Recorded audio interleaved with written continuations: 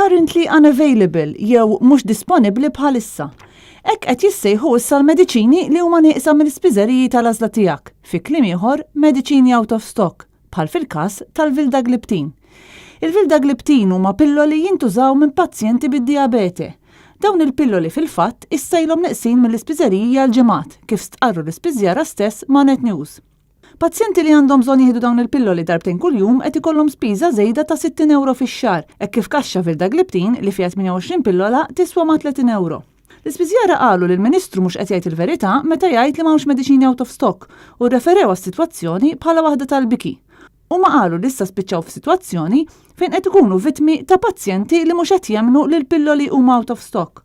Skont l-istess spiżjara s-sitwazzjoni xejn feliċi qed tipprova tiġi mbenġla billi minflok jintużaw il-kliem out of stock, issa qed jgħidu li l-pilloli huma currently unavailable.